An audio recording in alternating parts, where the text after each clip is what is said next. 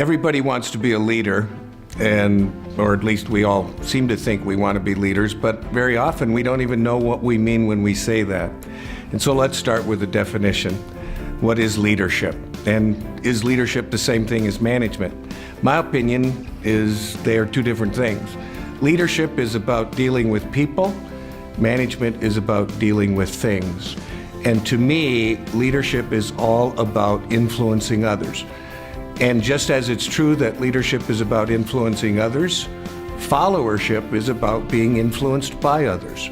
So it turns out that because of that, all of us are both leaders and followers. All of us are influenced by that which we observe and that which we read, that which we watch. And all of us are also doing things that are observable by others. And therefore, we're both being influenced and we are influencing.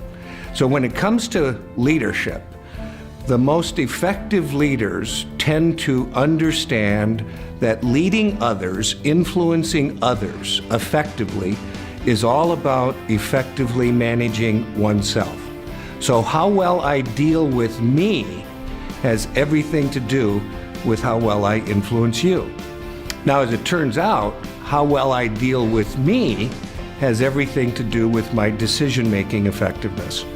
So I get to decide what to think. I get to decide what to do. I don't get to decide how to feel emotionally, but I do get to decide how to respond.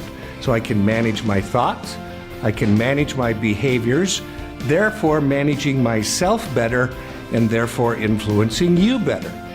And that decision-making effectiveness is all a function of self-awareness. So if you think of the logic chain from bottom up, it's self-awareness first, it's effective decision-making second, it's effective management of oneself third, and it's leadership effectiveness fourth. And of course, I guess the great of course in this sequence is people who lack self-awareness, of course, don't know. So that's the concept. So the question is, how can I start? Where do I start? And it turns out effective leadership starts with self-awareness. And the most important thing you need to know about yourself is who are you really and who are you ideally.